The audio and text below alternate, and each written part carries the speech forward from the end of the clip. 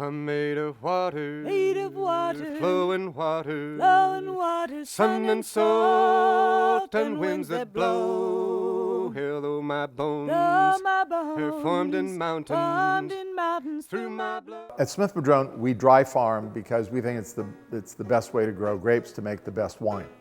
Dry farming is where no supplemental irrigation is given to the vines other than what nature provides. And this is a centuries-old way of growing grapes. Irrigation actually is a relatively new phenomenon to agriculture with wine grapes. When you don't irrigate, when you dry farm, there's a number of advantages. One is that you have smaller berries, and the smaller berries have a higher juice to skin ratio, and the skin is where all the flavors and color and tannins are, so you get a more intensely flavored grape. We think there's a more natural progression to the ripening cycle, so we're able to ripen the grapes.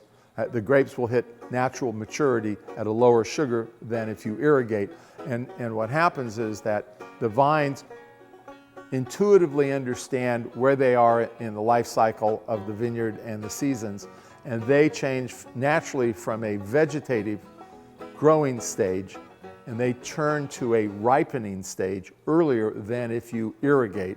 And that also, we think, makes for better wine.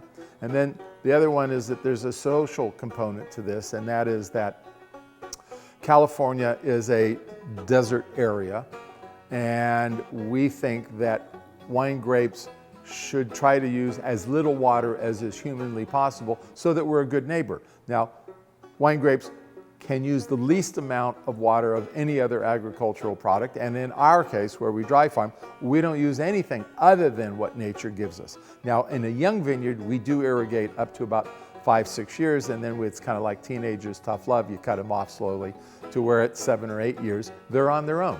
And then they get a better sense of the environment and the seasons and the ripening stages of where they should be, and we think that's better wine.